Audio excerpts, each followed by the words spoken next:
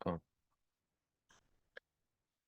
Muy bien, amados hermanos, Dios les bendiga, buenas noches, bienvenidos a esta nuestra cuarta clase de historia de la Iglesia y de nuestras confesiones, en este caso luteranas, perteneciente al seminario Iglesia de Cristo Wells Internacional, impartido por un servidor, Andrés San Martín Arrizaga, desde Temuco, Chile, hoy 22 de febrero de este año de nuestro Señor 2024. Comencemos a nuestra clase. Bueno. Ya dimos una mirada no tanto al contenido, pero sí a las implicancias de los tres credos apostólicos, o los tres símbolos principales, como también nos referimos a ellos. Pero ahora llega la parte de las confesiones luteranas, pero en particular al desarrollo del libro de Concordia. Insisto, no vamos a estudiar netamente el contenido porque evidentemente eso es un trabajo de mucho tiempo. Para empezar hay que leerlo, no es un libro menor, no es un libro pequeño. Bienvenido, Pastor Henry. Pero que es un trabajo que, como les decía, es necesario, pertinente, que cualquier persona que anhele tener algún cargo de liderazgo en nuestra iglesia debe realizar. Creo que eso es un deber irrenunciable. Bueno, al igual que los credos, como ya lo señalé, los textos de las confesiones luteranas también fueron fruto de la contingencia.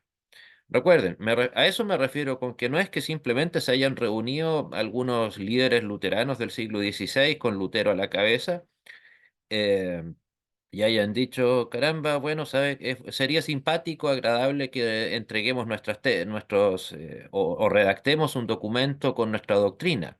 No, eso hoy en día las nuevas iglesias que van apareciendo probablemente lo hacen, pero precisamente porque ya está el ejemplo de que la doctrina, para ser estable, para que sea normativa, debe estar por escrita. Pero esa idea evidentemente no existía hasta el siglo XVI, ni siquiera en la Iglesia Católica, que ya lleva 1300 años pervirtiendo el cristianismo. O sea, cada... Ellos tal vez tenían su catecismo, pero era modificado cotidianamente, tenían los escritos de los de la iglesia, ¿no? No padres apostólicos, pero que eran muy poco difundidos. En cambio, las confesiones luteranas fueron no solamente las primeras, sino que también fueron difundidas al común de la gente. Mientras tanto, que bien sabemos, hasta 1965 el catecismo católico y los documentos fundamentales del Vaticano solamente eran difundidos en latín. En ese sentido, los luteranos fuimos bastante en una acción de vanguardia al plasmar estos documentos tanto en latín como en alemán. O sea, no es que se haya hecho una traducción posterior con tiempo, con décadas después, sino que simultáneamente como se escribieron los textos en latín cuando fueron presentados al público objetivo al que se les entregó, también eran escritos en alemán y difundidos de manera inmediata. Evidentemente, buena parte de esos documentos ya se perdieron por la antigüedad y también porque, como bien saben, Alemania se enfrascó en la Segunda Guerra Mundial y prácticamente todo lo que tenía más de 100 años quedó bajo el fuego. Entre esos, precisamente, numerosas copias de la Luther Bibel, del Libro de Concordia original en alemán y en latín, etcétera.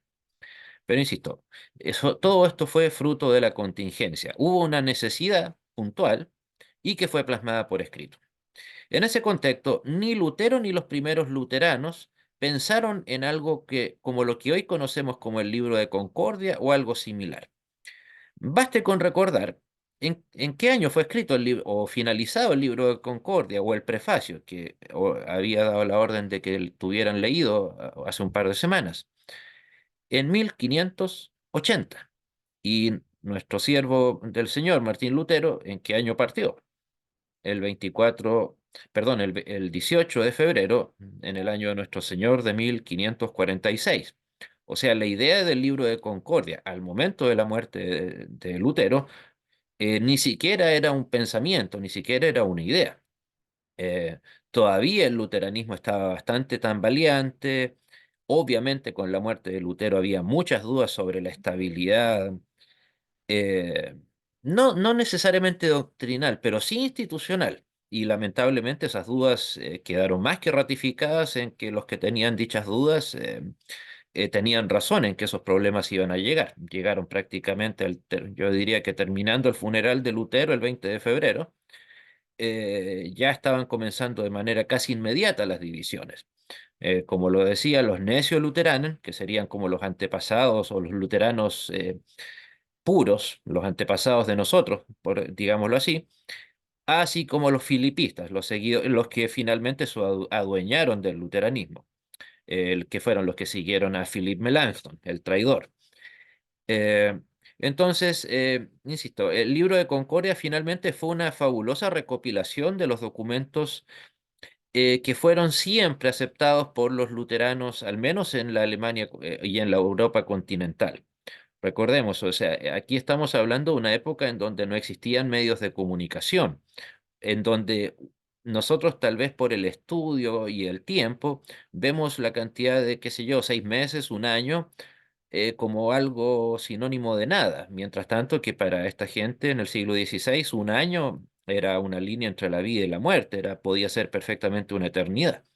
La información no era algo que, por algo se habla de que ahora estamos en la era de la informática, precisamente de dónde viene ese concepto, del concepto de información, en donde la información fluye. En aquella época no. Entonces, perfectamente podía suceder que una idea surgía en Wittenberg allá con Lutero y era propagada al resto de Alemania, pero tal vez esa opinión ya había cambiado, ese documento ya había sido modificado tal vez antes de que llegara a su destino final. Qué sé yo, si es que iban a Prusia Oriental, eh, eso era a caballo, era un tramo de por lo menos 2, 3 semanas, si es que acaso no más, y por lo tanto las cosas podían cambiar radicalmente en aquella época o eventualmente morir. Ahí es donde, por ejemplo, como un paréntesis, está el mito, imposible de saber si es que sucedió o no, de que Calvino le habría escrito una carta a Martín Lutero eh, el mismo 1546 y que esa carta no habría llegado a destino porque llegó a las manos de Melanchthon. No me parece descabellada la idea, pero la respuesta que sea que les diga va a ser solamente una suposición. No, la verdad, insisto, no hay manera de comprobar si eso sucedió así o no. Pero bueno, insisto, por lo tanto, recordar ese punto fundamental. Todos los documentos de la fórmula del libro de Concordia surgieron como una necesidad, no como una intención manifiesta desde sus orígenes. Y también son de contenido y profundidad muy diversos. Evidentemente, ya lo veíamos la clase anterior, los credos, partiendo con el apostólico, eh, es muy diverso, muy distinto, digamos, al atanasiano, que fue el último de los tres, o el más posterior. ¿No? No digo que uno niegue al otro, por cierto, recordemos eso, sino que en su profundidad, evidente, y en extensión incluso, obviamente, uno es mucho más completo que los otros dos. Lo mismo, por ejemplo, pasó en el caso del catecismo menor versus el catecismo mayor. ¿Recuerdan por qué motivo fue escrito el catecismo, o alguno lo sabe, si es por qué motivo fue escrito el catecismo menor de Lutero? Tampoco fue, insisto, una idea que haya surgido de la nada en caso de Lutero,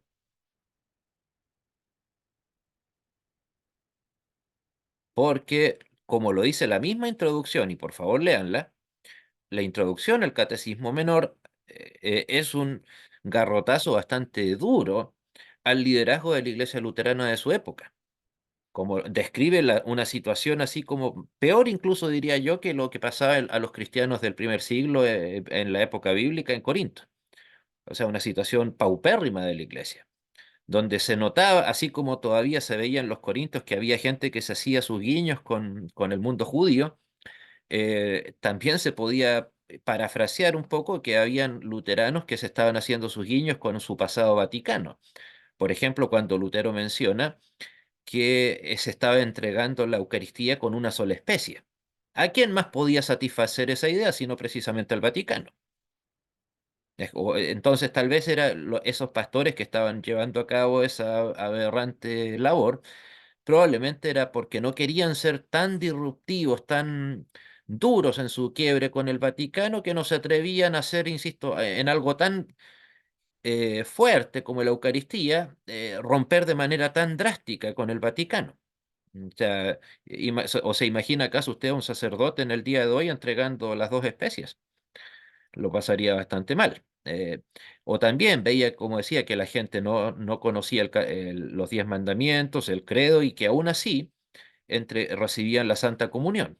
O sea, ahí vemos que Lutero ya desde ese momento, 1529, aunque comenzó a publicarse en 1530, ya le daba una importancia suprema al conocimiento bíblico como un requisito para recibir y ser pertinente de recibir la Santa Eucaristía. No era, insisto, simplemente un adorno, un ritual para cualquiera que se nos asoma por el culto, como lamentablemente sucede en la abrumadora mayoría de las iglesias de la Federación Luterana Mundial. Por eso, insisto, las necesidades que había que cubrir eran muy diversas. Por lo tanto, imagínense el duro golpe que tiene que haber sido para el liderazgo luterano en 1529 saber que Lutero le estaba diciendo a la gente, a los padres de familia, como lo dice el texto, los padres de familia que le enseñaran la Biblia a sus hijos y a sus familias, y no los pastores, no los obispos. ¿Por qué? Porque los pastores y obispos del luteranismo de su momento estaban haciendo esa labor paupérrima. El catecismo mayor, en cambio, ¿para qué estaba pensado? Ya estaba pensado a nivel teológico. ¿Pero por qué? Porque había visto que sus profesores, sus teólogos, no estaban haciendo una buena función. No estaban cumpliendo su labor de obispos. Recuerden lo que significa obispo. Viene de la palabra griega episcopus, que significa el que vigila, el vigilante, si que lo quiere. Y evidentemente esa labor, porque Lutero se tuvo que dar ese trabajo de ir mirar cómo estaba la situación. Probablemente él no lo dijo. No dijo, no entró a las iglesias diciendo, oiga, soy el doctor Martín Lutero. Y así pudo ver, como dice, el paupérrimo estado de la iglesia luterana. Bueno, y del respecto de los otros documentos, algo mencionaremos en el resto de la clase. Bueno. Los tres símbolos principales respecto del libro de Concordia, por supuesto, nunca estuvieron en discusión, ni lo han seguido estando. O sea, eso claramente no fue un tema de debate entre los vaticanistas y nosotros.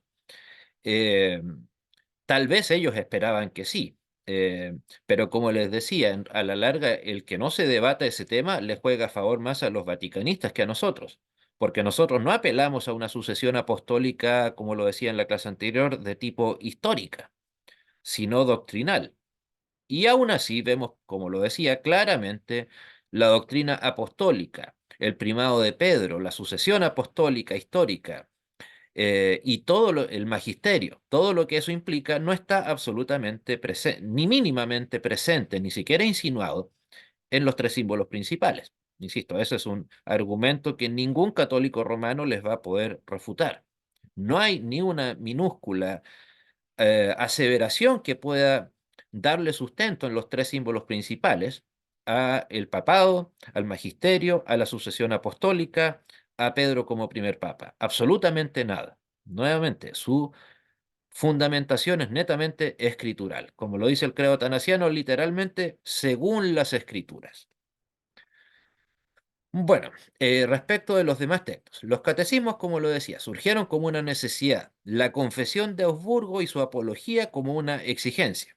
La Confesión de Augsburgo de 1500, escrita en 1529 y presentada en 1530, también fue la última posibilidad que existió entre los vaticanistas y los luteranos de eventualmente llegar a un acuerdo. Tal vez no tanto a nivel intereclesiástico, ¿no? No es que el Vaticano haya querido que los luteranos dijeran lo que podían expresar y lo que no. o creer y lo que no, sino que esto fue, recuerden, el emperador pidió o dio la autorización para que los príncipes luteranos entregaran una confesión o una declaración de lo que ellos creían y lo que no creían. Yo creo que a la larga, bueno, tal vez ni siquiera tanto, fue un ejercicio más bien retórico. O sea, era una exigencia, yo creo que tal vez de Carlos V, con la intención de mostrarse tal vez un poco afable, más amable con parte de sus seguidores o de sus súbditos, y decirles, ok, les di una oportunidad. Pero yo creo que a Augsburgo nadie se presentó aquel 24 de junio de 1530 con la más mínima suposición de que algo bueno podía salir de ahí. Yo creo que al contrario. Fue visto tal vez como una oportunidad, tal vez más de corte publicitaria en favor de nosotros, pero, insisto, de que hayan creído que podía haber alguna unión entre los príncipes católicos versus los príncipes alemanes, la verdad que lo dudo, si es que acaso no derechamente lo niego. No sé si han visto la película Lutero la del 2003, la que se hizo a color, no la de 1953, si mal no recuerdo. Pero termina esa película cuando eh, Staupitz, uno de los Karlstadt, me parece, le va a gritar a Lutero que estaba caminando junto a su esposa en una pradera y le dice, Martín, Martín, el emperador tuvo que ceder y nos ha dado la oportunidad de presentar nuestra confesión de fe. Y en efecto, algo así sucedió. O sea, si esa escena sucedió exactamente en la vida real, no, pero fue básicamente, no lo sabemos, digamos. Pero lo que sí sabemos es que, claro, se llamó a esa confesión, perdón, a esa dieta, eh, y en la ciudad de Augsburgo, en la Catedral Católica de Augsburgo, que hasta el día de hoy sigue siendo católica, por cierto, y entonces ahí fue cuando los príncipes alemanes, sin Lutero presente, como lo decía, tal vez por una intención de no apagar el incendio con benzina, y se presentó la confesión de Augsburgo. Fue, por supuesto, como era obvio, rechazada. Y ahí se entregó, posteriormente a eso, la apología o defensa de la confesión de Augsburgo. Pero insisto, ambas fueron una exigencia por parte del emperador. O sea, insisto, a pesar de que era obvio que iba a ser rechazada, no dejaba de ser verdad que los príncipes alemanes habían ya adherido al luteranismo, si no entregaban ningún documento, iban a ser vistos como unos rebeldes. Después de todo, era una orden del emperador. O sea, les gustara o no, tenían que hacer algo. Sencillo, complejo, relativo, da igual, pero tenían que presentar algo. Eh, y claro, obviamente al ser rechazados, se dio la posibilidad de que, bueno, expliquen un poco las cosas, insisto, nuevamente un ejercicio retórico, sin sentido alguno, pero que, insisto, era una exigencia, que no había posibilidad de decir no. No era recordemos, ¿no? El concepto de democracia que recién surge con el Estados Unidos independiente o declarado independiente en 1776, ¿no? Ese concepto aún no existía. Tal vez en ese aspecto las iglesias fruto de la reforma, luteranos, calvinistas incluidos, en menor medida los anglicanos, dimos el puntapié inicial a eso, pero esa idea democrática que se fundamenta en el sacerdocio universal de los creyentes, recién estaba apareciendo. Y cuando hablo ahí del tratado, me estoy refiriendo al tratado sobre el poder y la primacía del Papa. Sí, ese sí podría decirse fue escrito expresamente como una declaración sistemática de intenciones y de doctrina, que a su vez se convirtió en punto de no retorno. ¿A qué me refiero con un punto de no retorno? En cuando se llega a algún momento, algún lugar, algún hecho que ya marca un nunca más atrás. Seguramente todos nuestros países vivimos en nuestros procesos de independencia con los españoles, algo de eso, en donde ya era obvio que la separación con España no iba a llegar de vuelta, solamente había que consolidar la separación, o los norteamericanos con la batalla de Lexington y Concord del 15 de abril de 1775, en donde ya esos balazos declaraban o dejaban claro que una negociación pacífica con los ingleses no iba a haber. En este caso, ¿por qué creo yo que este documento fue el punto de no retorno? junto con la traducción bíblica. Recuerden, ¿cómo se llama? Tratado sobre el poder y la primacía del Papa. ¿Por qué entonces creen ustedes que estoy aseverando que ese era el punto de no retorno de nuestras confesiones frente al Vaticano? Les escucho.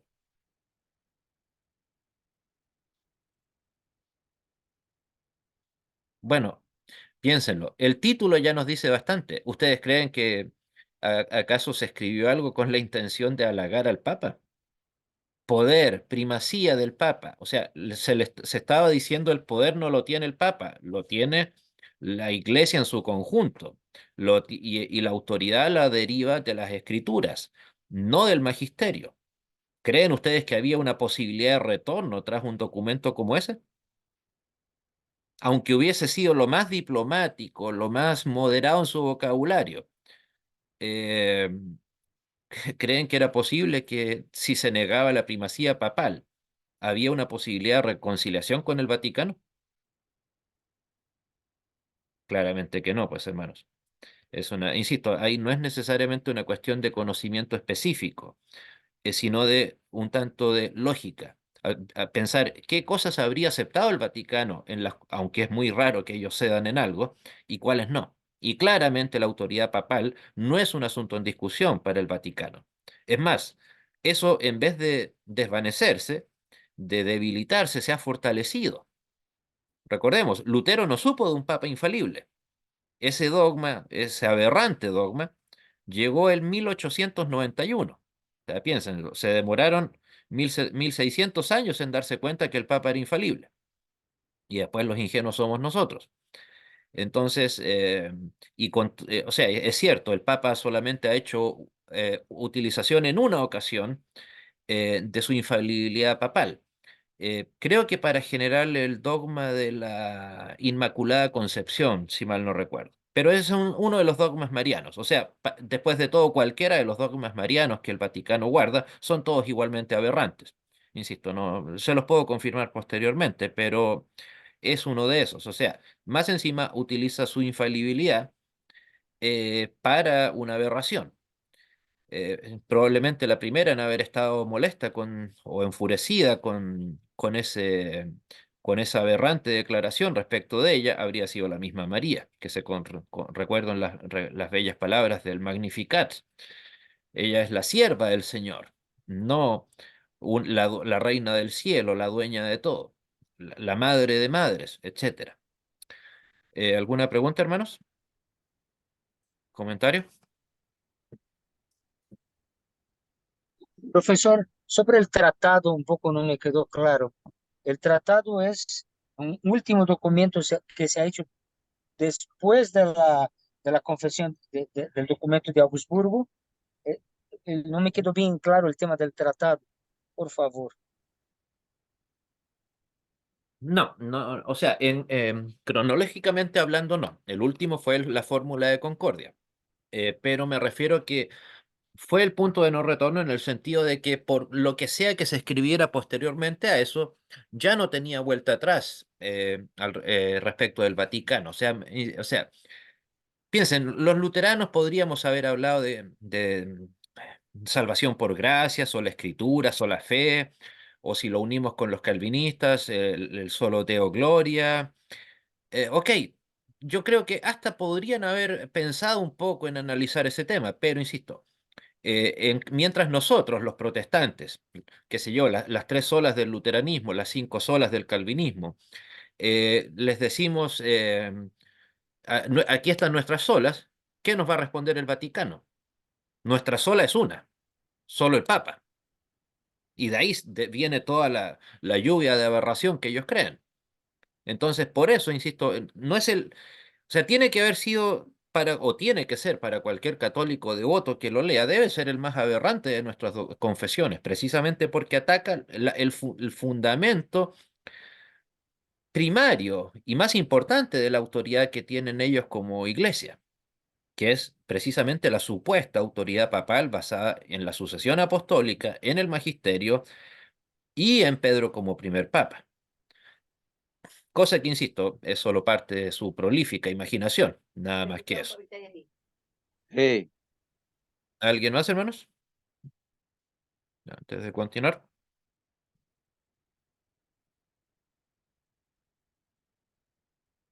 Y bueno, para complementarlo, el punto de no retorno. Es, por ejemplo, también el otro punto de no retorno, a opinión de un servidor, respecto de Lutero como persona, fue a la traducción bíblica. Nuevamente, el luteranismo, perdón, en relación al Vaticano, podría, o al revés, ellos respecto de nosotros, podrían haber cedido en muchas cosas, pero que ya les tradujeran la Biblia, eso era aberrante. O sea, ¿cuánta gente ya se había ido a la hoguera por ese motivo? ¿O cuántas personas que trataron de poner la Biblia delante de la iglesia, que es lo que sucede con la traducción bíblica, terminaron en la hoguera, como Juan Hus, por ejemplo? Entonces, ese era evidentemente el punto que el catolicismo no iba a aceptar de ninguna manera, o tenía que rechazarlo. O sea, imagínese qué sería del Vaticano si aceptaran, aunque sea minúsculamente, la sola escritura, o la autoridad de la escritura como poder primario. Se desarma, absolutamente. Entonces, obviamente no podían aceptar eso. O sea, respecto de Lutero como persona, de toda su labor, es cierto, Lutero escribió los catecismos, escribió incluso el documento, el más duro en contra del Vaticano, la cautividad babilónica de la Iglesia, en donde hace pedazos los siete sacramentos del Vaticano, con excepción del bautismo, la penitencia y el pan. Pero que aún así reconoce que esos habían sido corrompidos, prostituidos por el Vaticano. Aún así, él podía retractarse del contenido de esos documentos, pero es distinto con un texto bíblico ya como una base objetiva, que va más allá de mi simple opinión o de mis simples gustos. Ahí es muy distinto, insisto.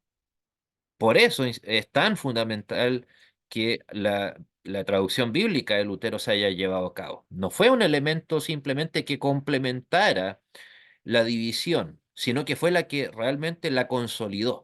Y a buena hora, por cierto. Bueno, eh, al respecto, es más que dudoso que Lutero haya pensado en algo similar al libro de Concordia. Yo creo que teniendo en cuenta solamente la cronología. Recuerden, como lo mencionaba, Lutero murió el 18 de febrero de 1546. Y el libro de Concordia terminó, fue presentado a los príncipes alemanes recién en 1580, o sea, estamos hablando de más de 20 años de diferencia. No digo que Lutero hubiese estado en contra. eh, Después de todo, él fue parte de los redactores de los documentos del libro de Concordia, sino que no era algo que pasaba por la mente de ellos, insisto, esa concepción surgió posteriormente a eso. Eh, no, insisto, más aún teniendo en cuenta lo que les decía respecto del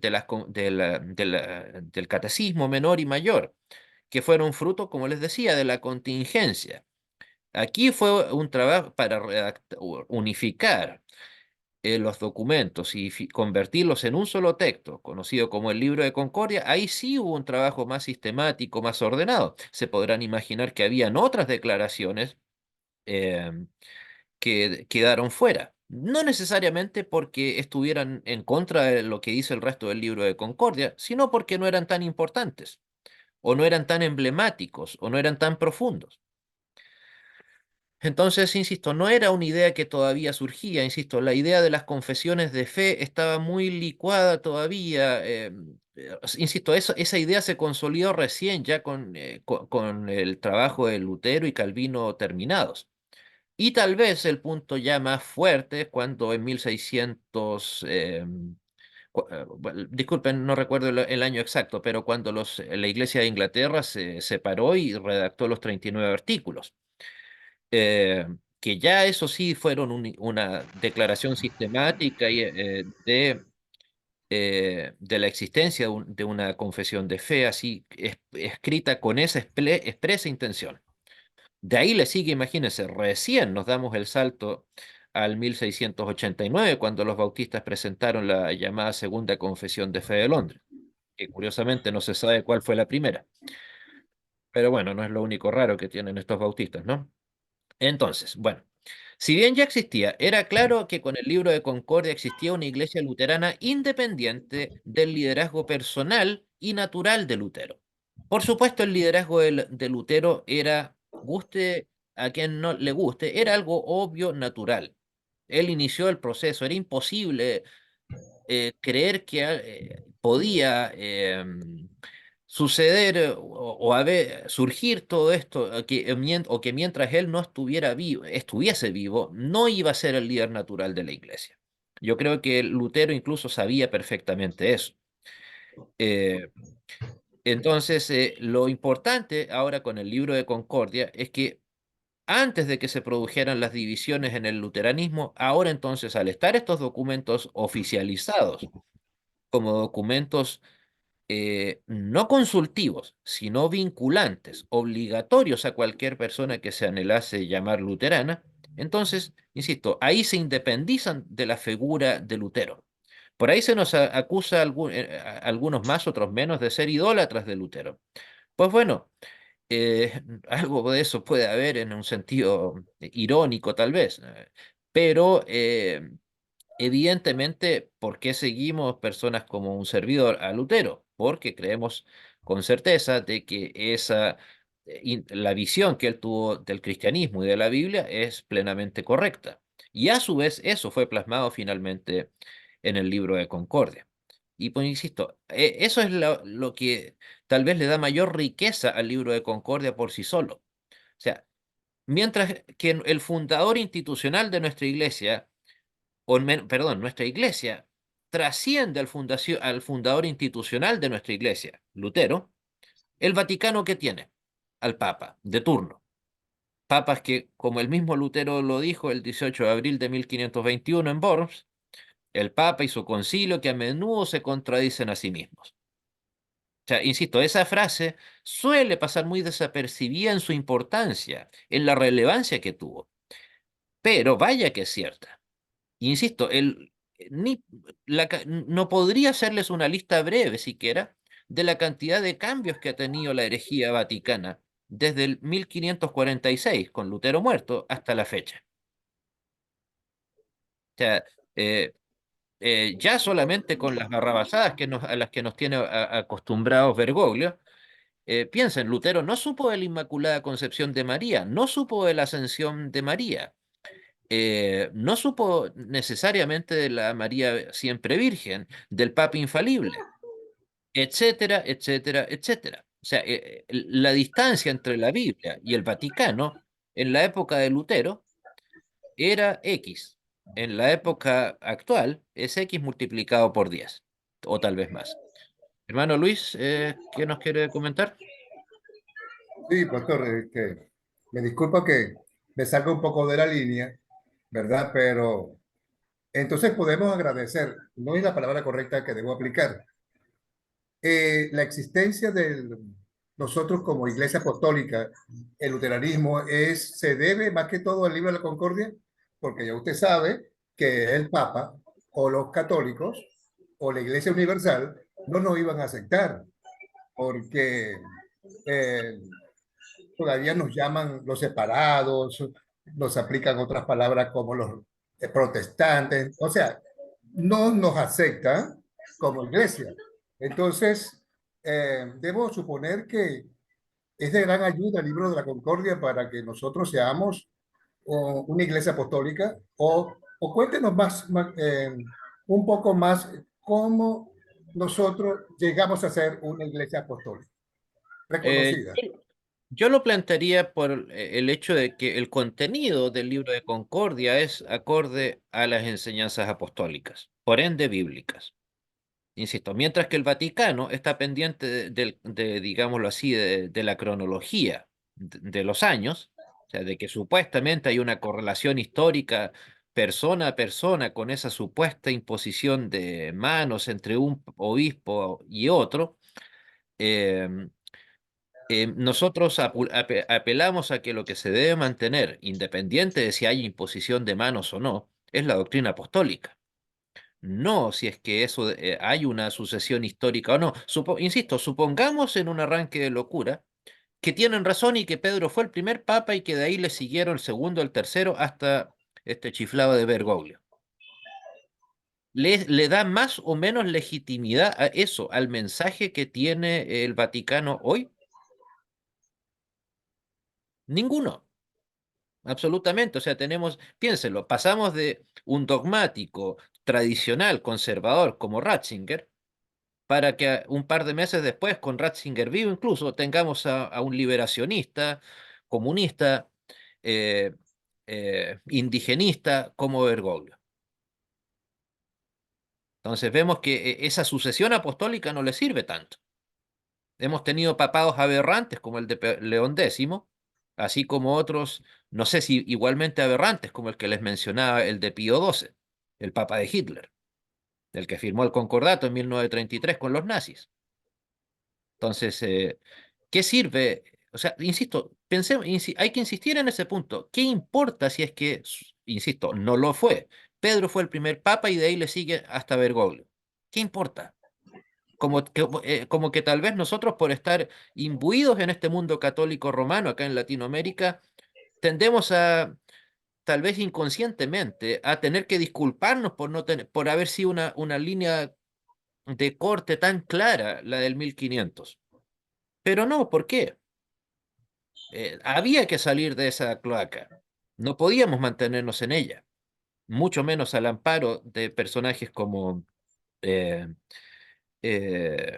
como el papa que le tocó expulsar a Lutero, me refiero a León X, eh, y otros tantos. Y eso que, insisto, no, hasta la misma Biblia, creo que en Hechos, es donde se menciona cuando se eligió al, al sucesor de Judas como apóstol. ¿De qué manera se le nombró como sucesor? ¿Por sucesión apostólica bajo la primacía del Papa? O perdón, de Pedro. ¿Qué dice el texto? Que se hizo echando suertes. ¿Qué imposición de manos hubo ahí? Pero acá, él no conoció a Cristo, o sea, sí había conocido a Cristo en persona, pero en ningún momento se menciona que Pedro haya tenido que ver en la decisión propiamente tal. La persona elegida finalmente fue elegida no por un consejo cardenalicio, no por un consejo episcopal, ni siquiera por una votación. ¿Cómo fue? Echando suertes. Pero ¿qué es lo que importaba? Que es la forma en que se elegía a este sucesor o el mensaje que esta persona entregaba. Evidentemente lo segundo. Ok, se le eligió echando suertes, como dice el texto, según las traducciones, dependiendo de la traducción bíblica. ¿Y qué? El punto es que él mantenía la enseñanza apostólica. No si es que había seguido una correlación y tampoco se menciona que Pedro o los demás apóstoles le hayan hecho una imposición de manos y así sucesivamente. El Pero era humito tan blanco, apóstol como los demás. el humo blanco.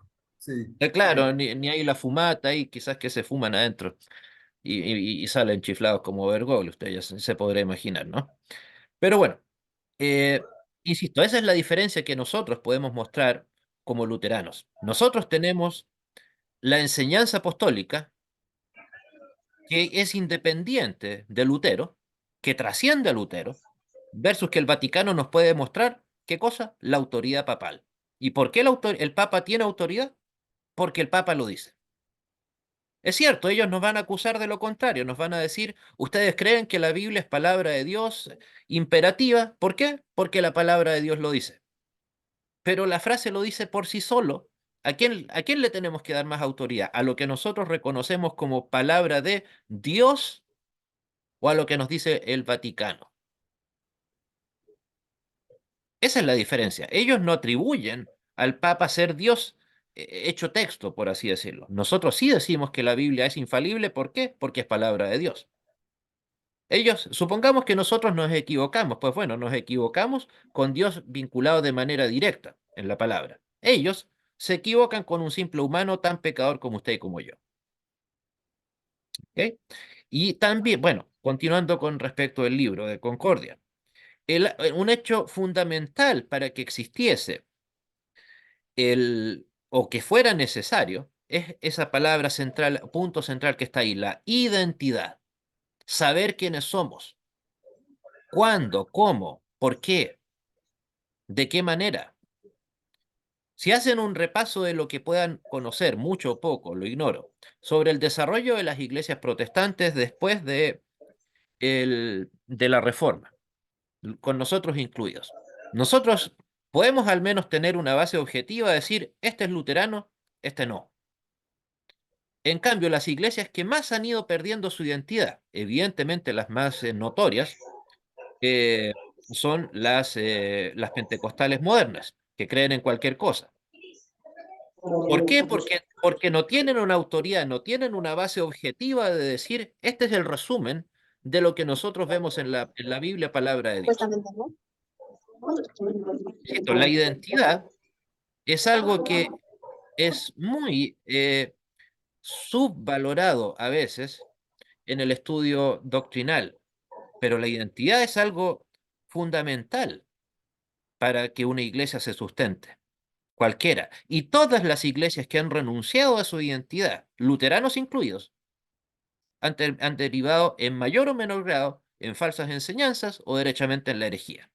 Como les mencionaba en la primera clase, su servidor acá tiene una copia de la Confesión de Fe de Londres, la segunda Confesión de Fe de Londres de los Bautistas de 1689.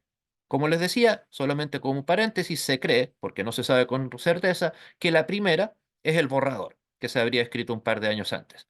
Téngalo por seguro que si los bautistas fueran, con, ¿cómo decirlo?, consecuentes con su confesión de fe, la mitad de los bautistas del mundo tendrían que ser expulsados de la iglesia bautista. Y no estoy hablando de que cambien cosas como el bautismo, no estoy hablando de cosas tan radicales. Simplemente que tendrían por varios aspectos el decisionismo al estilo Billy Graham, yo acepto al Señor, yo decido seguir a Cristo, no hay lugar para eso en la Confesión de Fe de Londres. Y es la confesión bautista de fe por excelencia, así como, por cierto, a nuestros, comillas, amigos luteranos de la Federación Luterana Mundial, tendrían que estar todos expulsados del luteranismo. ¿Por qué? Porque no siguen ni minúsculamente el libro de Concordia. Lo mismo le pasa a nuestros amigos calvinistas, que no son ni minúsculamente consecuentes en su abrumadora mayoría, así como nos pasa a nosotros los luteranos confesionales, que somos muy pocos los que adherimos realmente a nuestros textos dogmáticos, como el libro de Concordia, lo mismo le pasa a los calvinistas. Los calvinistas bíblicos, por así decirlo, lo que sería la versión calvinista confesional, también lamentablemente es una minúscula minoría. ¿Por qué? Insisto, porque se renunció forzadamente a la identidad que ellos tenían o nosotros tenemos como iglesia. También, dentro de las características, demostró el libro de Concordia que el luteranismo ya tenía forma propia, sin necesidad de personas o instituciones temporales, como el mismo Lutero. Por algo, las confesiones de fe luteranas no han sido modificadas. Y empezó a reírme también. Piénsenlo, o sea, las confesiones de fe nuestras no han sido adulteradas o modificadas, perdón, en lo más mínimo. Ya que la gente no la siga a plenitud, eso es problema de cada persona, que queda en la conciencia de cada uno. Pero el texto es claro. ¿Y quiénes somos los únicos que mantenemos a plenitud las confesiones de fe luteranas? Los luteranos confesionales. Eso, insisto, es algo que no amerita discusión, debate, análisis. No, simplemente eso no está en discusión. ¿Qué nos van a decir nuestros amigos de la Federación Luterana Mundial? No, es que ya son otros tiempos. Es que ya estamos en otra etapa. Ya, ok, pero el punto se mantiene. Ellos se apartaron de las confesiones, nosotros no. Que pueda parecer a los ojos del intelecto humano absurdo creer en la resurrección corporal de Cristo en la Biblia como palabra de Dios, insisto, de hecho lo puede ser y de hecho lo es. Pero el texto es claro, tanto nuestras confesiones como el texto bíblico. Resurrección corporal de Cristo, Biblia, palabra infalible, etcétera, etcétera, etcétera. Una Por pregunta, lo pastor. Una pregunta, sí, disculpe. dígame. La imagen del Cristo crucificado no debería estar, ¿cierto? Porque ya Cristo ya fue crucificado. ¿Es correcto? Dígame. No es un dogma, no es obligación que esté o que no esté.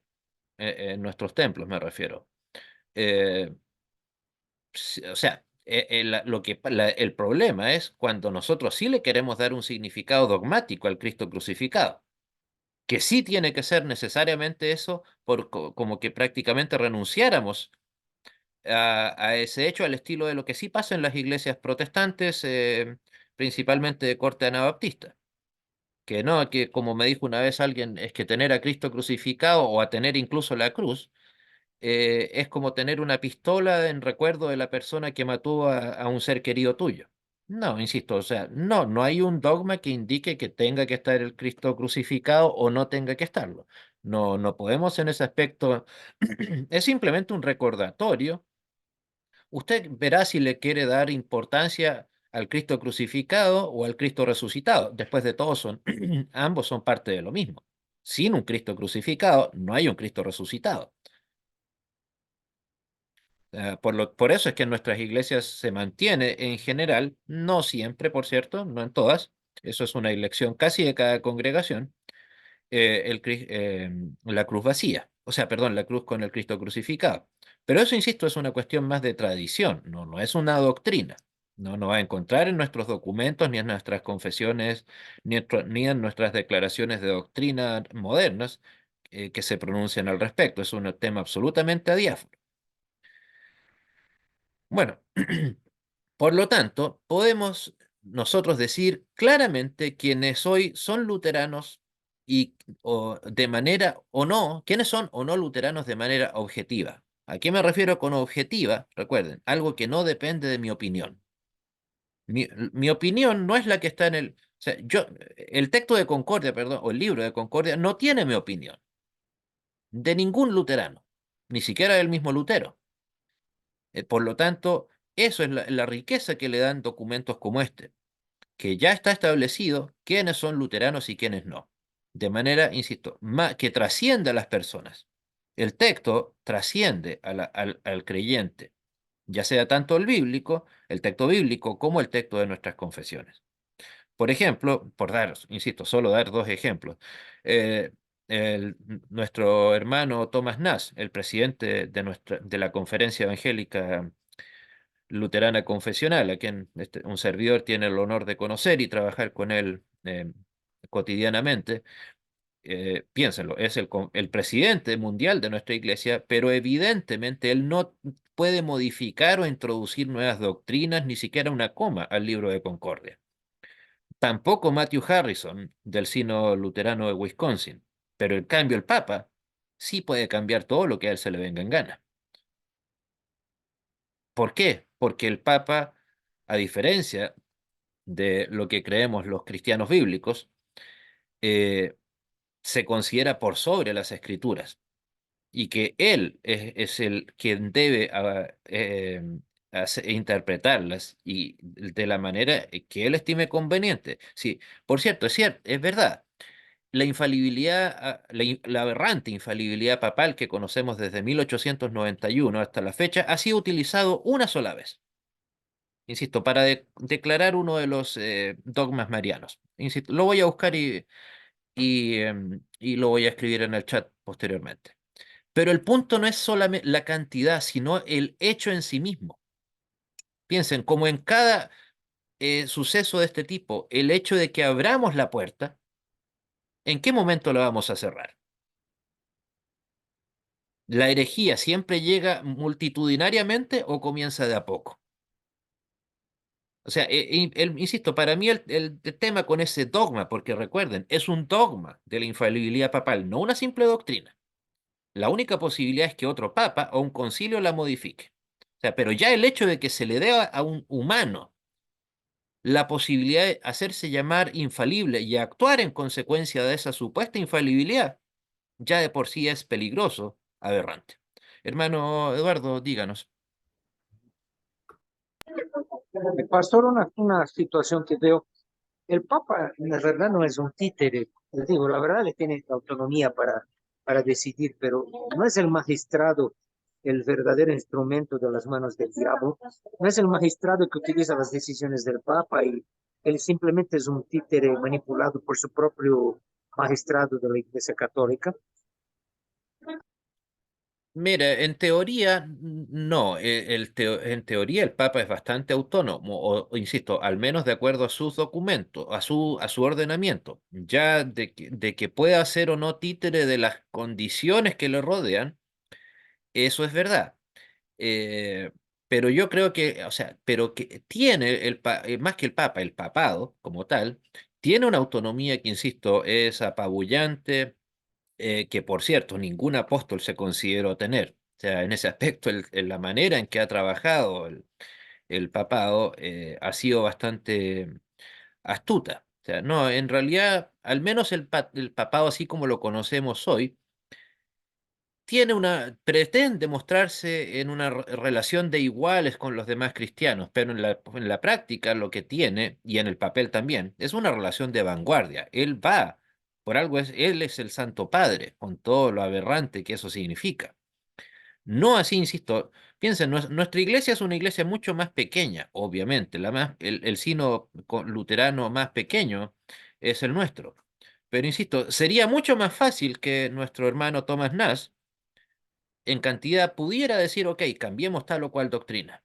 ¿Por qué? Porque es mucha menos gente a la que hay que convencer.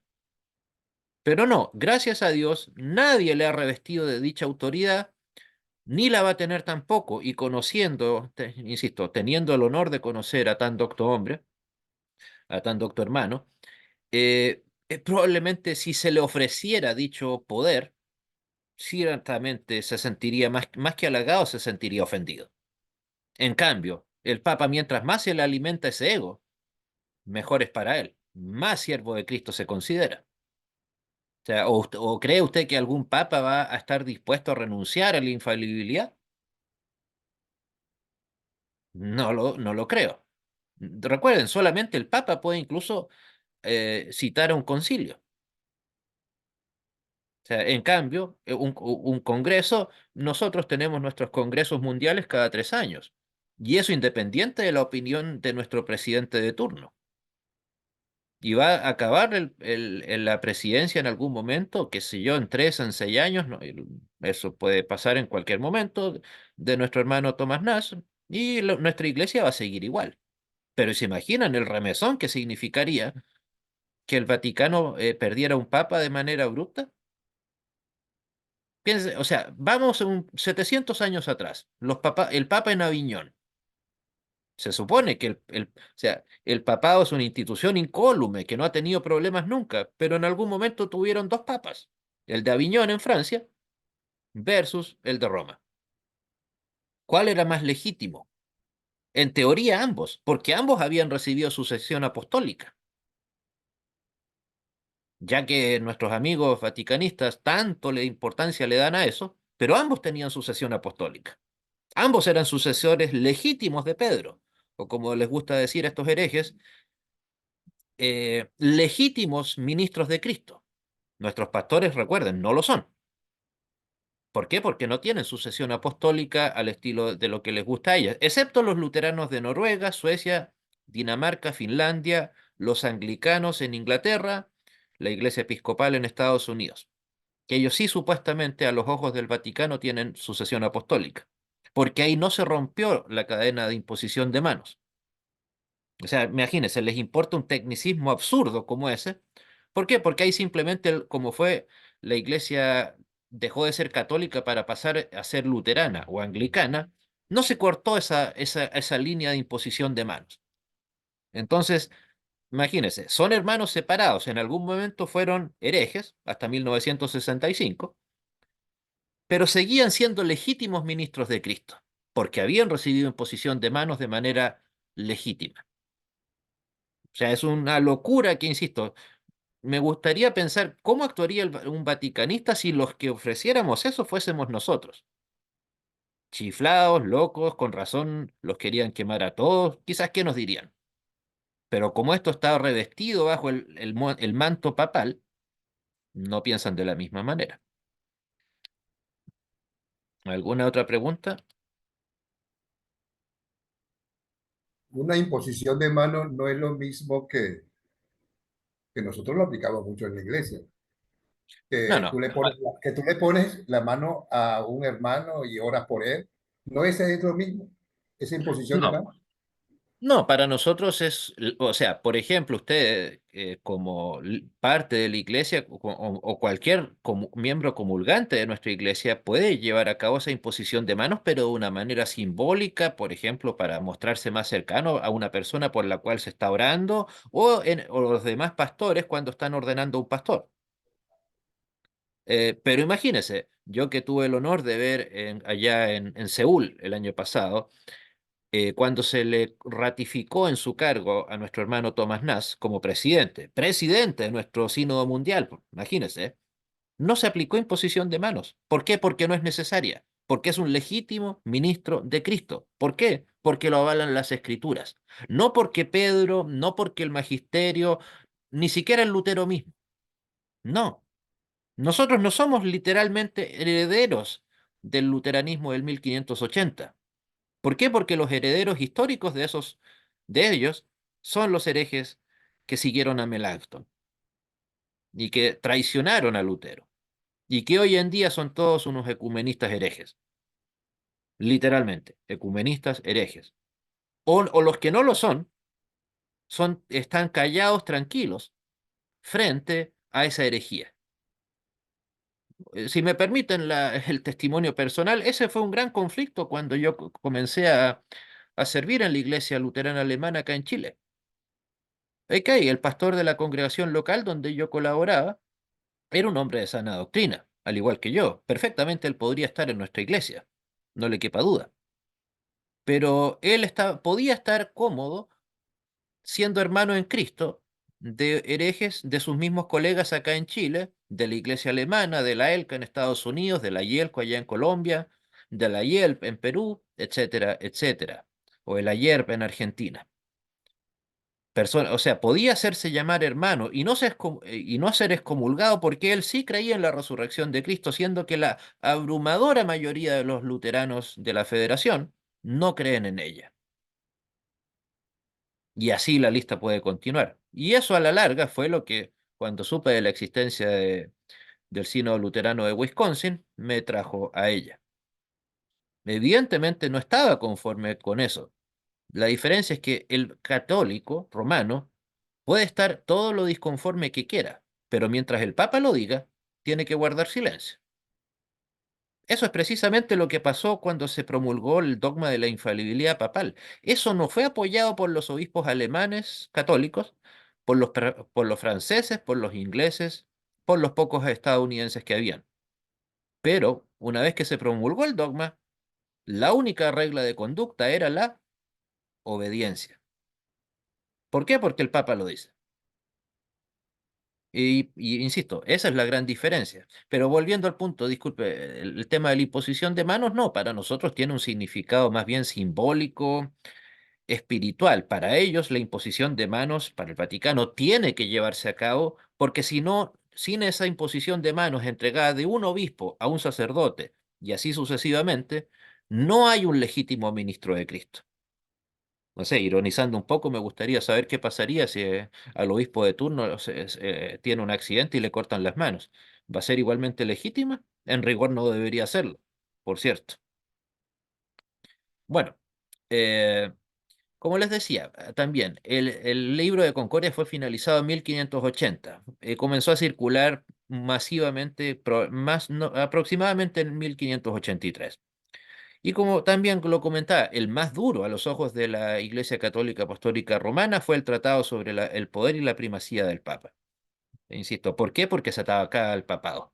¿Qué importaba si es que Lutero habló de la salvación por gracia, si es que creía o no en la resurrección de Cristo, si era más cercano a la teología tomista o a la agustiniana? Eso daba lo mismo, la verdad.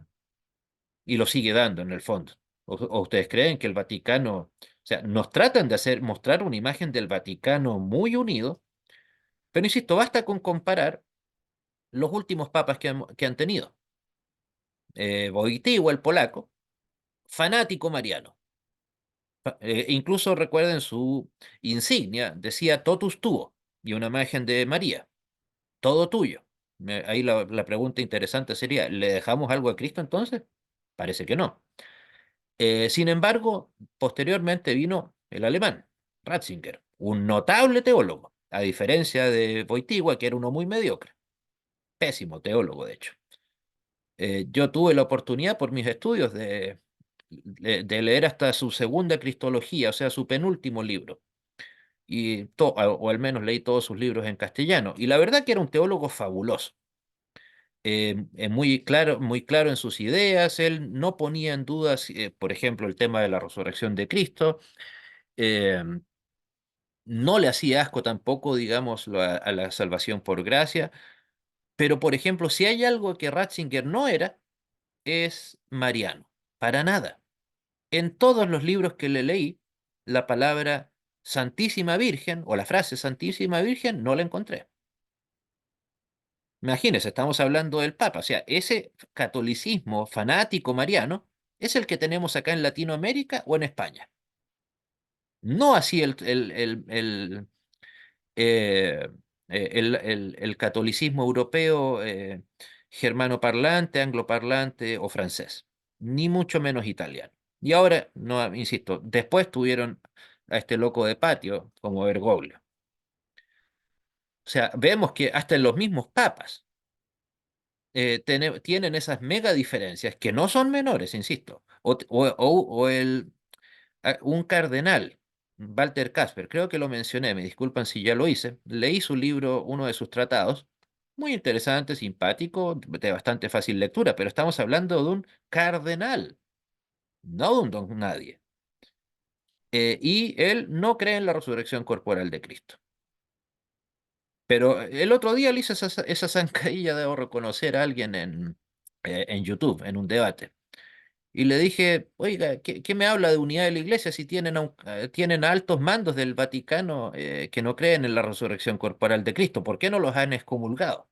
Y la persona católica, lo menos que me dijo era ignorante. Y después le dije, revisa el libro tal y cual de Walter Casper, alemán, por cierto, y vas a ver que la frase resurrección corporal de Cristo no aparece en ninguna parte.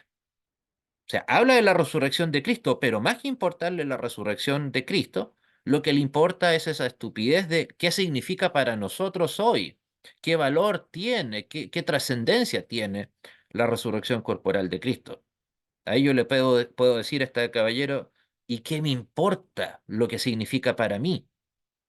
Lo que importa es lo que dice la palabra. Si a- entonces, por ejemplo, si le pregunto a este ateo inmoral Richard Dawkins. Entonces, para él es como para él no significa nada la resurrección de Cristo, entonces es verdad que no significa nada. O sea, eso de que tiene que significar algo el mensaje bíblico es negar el mensaje bíblico en sí mismo. La salvación por gracia significa que la salvación es por gracia, punto. Que nosotros le demos algún valor con algún matiz distinto no quiere decir que la salvación por gracia no se justifica ni se sustenta en sí misma, porque se justifica y se sustenta en sí misma. O sea, recibimos la salvación por gracia, fin de la discusión. Lo que usted opine o yo opine al respecto es irrelevante.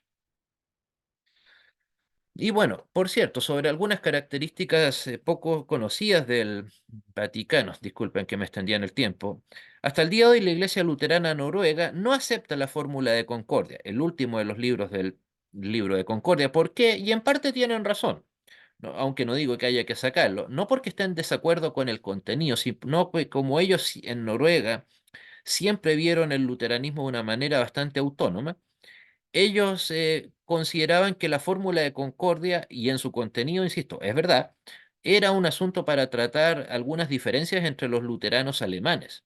No así, eso no eran temas de discusión con las iglesias nórdicas. Recuerden que los países nórdicos europeos son, al menos nominalmente, son luteranos casi en su totalidad.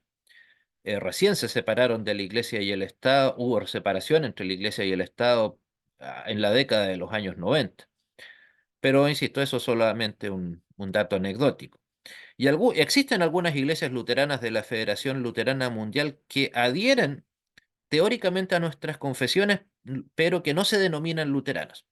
Eso, por ejemplo, en lo que es actualmente la República Checa, existe la llamada Iglesia Evangélica de Confesión de Augsburgo. O sea, ellos adhieren solamente a la Confesión de Augsburgo. ¿Por qué solamente esa? La verdad no lo sé. Pero lamentablemente lo único bueno que tienen como iglesia es eso, de que adhieren a la Confesión de Augsburgo, porque son una iglesia fanática, ecumenista, ultraliberal, eh, digamos, no son una iglesia tan hereje como el resto de las de la Federación Luterana Mundial. Eh, pero insisto, ellos y otras iglesias no tan conocidas son, insisto, parte de la federación, eh, aunque no son en rigor, no llevan la etiqueta luteranos. Bueno, y una pregunta que subyace a todo esto. ¿Por qué no están en el libro de Concordia y por ende en nuestras confesiones las 95 tesis? ¿A algunos se les ocurre por qué no? Pese a que prácticamente mucha gente, lo único que saben del luteranismo es de un documento llamado las 95 tesis. ¿Por qué creen que no?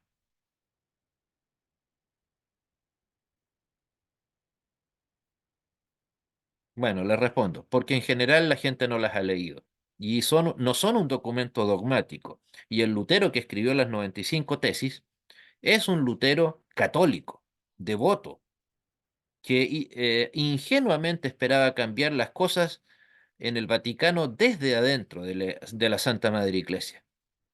De hecho, me parece que son 27 de las 95 tesis en donde Lutero deja claro que él aún tenía confianza en eh, en la autoridad papal. O sea, el verdadero Lutero, que nosotros ya conocemos como reformador, comenzó a escribir en 1518, casi comenzando en 1519. Por eso es que les adjunté ese trabajo que, bueno, humildemente es el primero que tuvo este servidor, fue el primero que se dio ese trabajo de hacerlo en castellano, con esos documentos que dejan claro que las 95 tesis no fueron publicadas el 31 de octubre por un tema de lógica. Si la dedicatoria al Papa estaba fechada el 31 de octubre, es porque el documento ya existía anteriormente. ¿Cuánto tiempo? No más de un mes, tal vez. eh, pero ese es el único, perdón, no al Papa, al cardenal Alberto de Maguncia, si mal no recuerdo. Ese es el único documento que está fechado el 31 de octubre de 1517. No las 95 tesis, es que no traen fecha, que llaman a un simple debate. Por lo tanto, en un debate no hay dogma.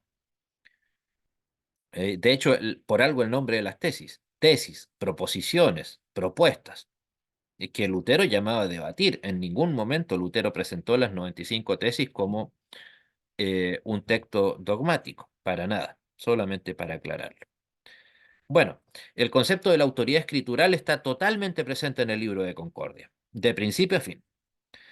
Y no fueron escritos como una barrera entre el luteranismo y las otras ramas de la Reforma. O sea, a veces tal vez tenemos como parte casi de nuestro dogma el creer que tanto la labor de Lutero como la de nuestras confesiones es separarnos del resto de la Reforma. No, no digo que no hayan diferencias, que por supuesto las hay, sino incluso por una cuestión cronológica. Martín Lutero estaba siendo excomulgado en 1521, el 2 de enero. Y Calvino, ¿en qué año había nacido? 1509. O sea, Calvino todavía era un niño cuando estaba pasando todo esto. Eh, por lo tanto, no es que la reforma calvinista se haya hecho pensando en las diferencias que podía tener allá entre Ginebra y Wittenberg, sino simplemente fueron diferentes interpretaciones de las escrituras, que eso es algo muy valorable, que al menos esa reforma, a pesar de las diferencias que tenemos con ellos, sí fue una reforma con Biblia en mano. Por lo tanto, las maneras en las que podemos discutir con un calvinista son muy distintas a las que podemos discutir con un católico romano. Insisto, eso nuevamente, o sea, porque no ver como a Calvino como un enemigo de Lutero, no porque hayan estado de acuerdo, no, insisto, simplemente porque no fue las circunstancias en las que se dictaron las cosas. No, un tema, insisto, también tal vez si lo queremos decir así, de contingencia. Y también no hay espacio en el libro de Concordia para el ecumenismo ni el relativismo doctrinal o moral. Por lo tanto, los herejes luteranos que firmaron el 31 de octubre en Augsburgo, en la misma catedral de Augsburgo, donde se firmó o se presentó la Confesión de Augsburgo en 1530, esto lo hicieron en 1999. ¿Entre quiénes? Como ya lo decía, representantes de la Federación Luterana Mundial, en conjunto con el Consejo Pontificio para promover la unidad de los cristianos y firmaron ese aberrante documento, que ahí lo puedo compartir, incluso o sea, habían representantes de la ELCA en Estados Unidos, de la iglesia alemana, por supuesto, y la iglesia checa, de la iglesia noruega, sueca, diversas iglesias luteranas africanas, etcétera, hindúes. ¿Y qué es lo que hicieron ahí al hacer eso? Simple y sencillamente negar nuestras confesiones. Imagínense, se llama Declaración Conjunta sobre la Doctrina de la Justificación. Y el primer artículo comienza diciendo que ambos creen en la salvación por gracia. O sea, por un lado está el error o herejía de poner el tema de la justificación como un tema a negociar. ¿Cómo es eso? ¿Se imaginan a un seguidor de Adam Smith, el padre del capitalismo, debatiendo el libre mercado con algún seguidor de Karl Marx? O sea, o alguien en su sano juicio se imagina eso. Pero en cambio estos herejes luteranos, apóstatas, hicieron eso sin problema alguno, en un documento que se tardaron aproximadamente 30 años en redactar, y que ni siquiera fue iniciado por cristianos esa documentación, ese documento. ¿Por qué? Porque fue con el amparo y la orden de la Organización de Naciones Unidas en vista del desastre que había quedado eh, después de la Segunda Guerra Mundial, como una manera de unificar al mundo occidental. ¿Ok? Tratemos de dejar de pelear, al menos en el aspecto religioso. ¿Pero para qué? Para que los luteranos de la Federación renunciaran, pero groseramente, a nuestras confesiones. Insisto, ya el solo hecho de poner en la mesa de negociación la justificación por fe no tiene cabida para nosotros. Y es cierto, fue escrito en el siglo XVI. ¿Y qué? ¿Acaso no sigue estando vigente plenamente hasta el día de hoy? ¿No es el mismo fiel reflejo de las escrituras en el 1580 que el que debemos seguir hoy? De todas maneras. Y algunas conclusiones rápidas, disculpen el tiempo. ¿Podemos considerar a los luteranos que rechazan el contenido del libro de Concordia como apóstatas? De todas maneras. Y herejes, por supuesto. ¿Es imperativo reconocerlas, o conocerlas, perdón? Sí. En ese sentido, insistir en eso. Es irrenunciable el deber que creo que todo luterano que anhele algún grado de liderazgo, conocer, ojalá en profundidad, el contenido del libro de Concordia. Ya ha demostrado la evidencia empírica su necesidad de todas maneras. Insisto, ¿qué ha pasado con los luteranos que no han mantenido presente el libro de Concordia? Han abandonado, al menos en la práctica, el luteranismo, como el caso que les acabo de dar. O sea, hoy en día la Federación prácticamente anda buscando en qué encontrar acuerdos con el Vaticano.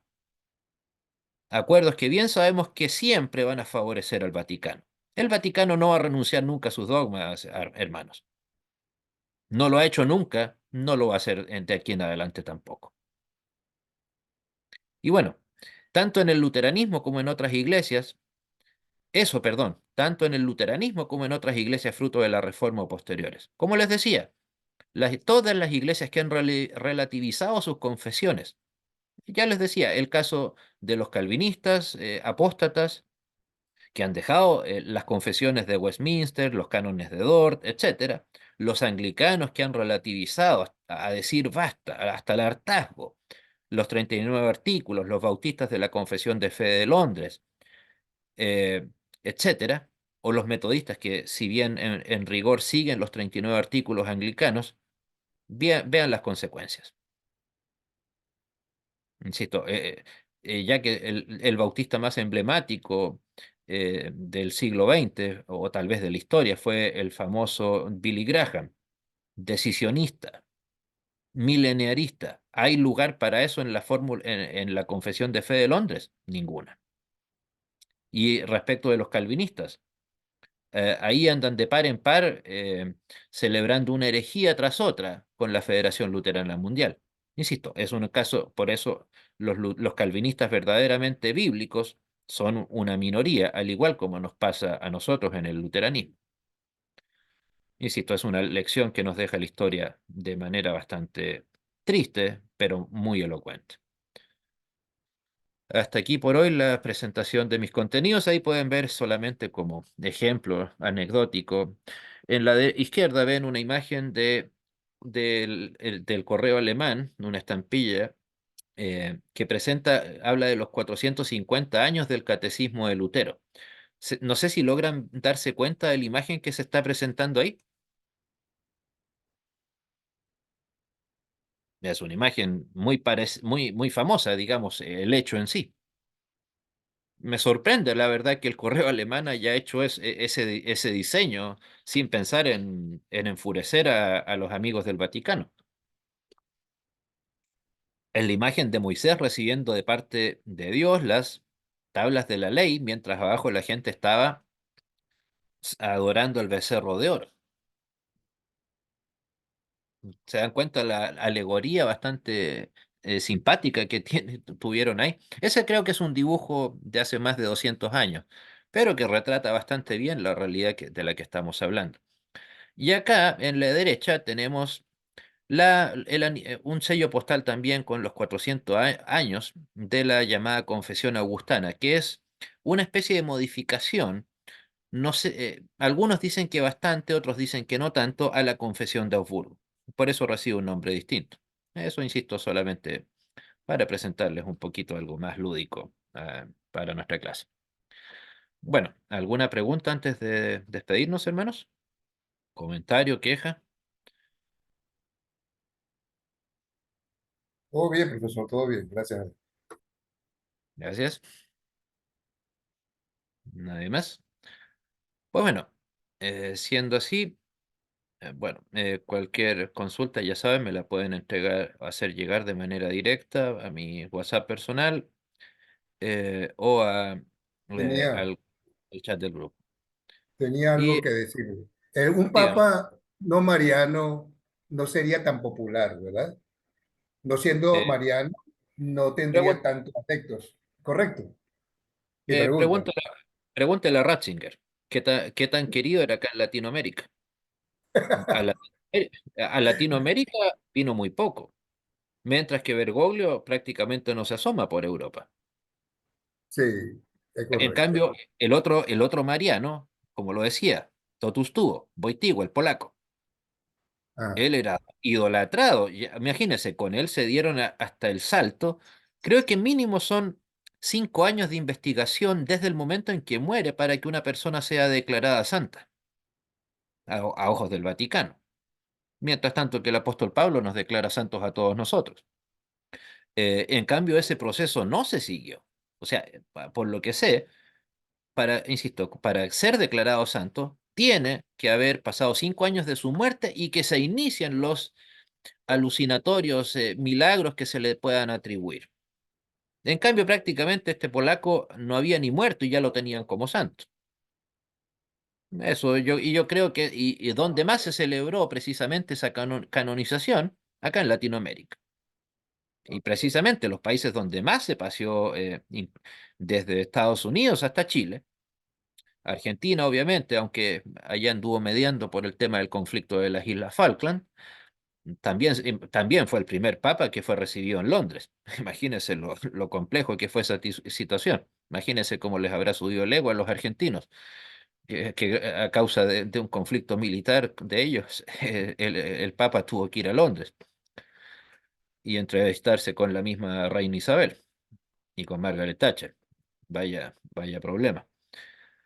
Pero sí, en efecto, pero insisto, la realidad católica europea es muy distinta a la realidad o anglosajona, incluyendo Estados Unidos versus la latinoamericana. Nosotros tenemos una versión, como lo dice usted, totalmente mariana del catolicismo, que no existe en la teología católica europea. Insisto, revíselo. Yo que tuve la desgracia de tener que estudiar todos esos libros de esos teólogos así europeos, ese marianismo fanático que tenemos acá no está presente. Y insisto, Ratzinger no es el único. ¿Alguien más antes de despedirnos? Bueno, siendo así, hermanos, damos finalización a nuestra clase del día de hoy.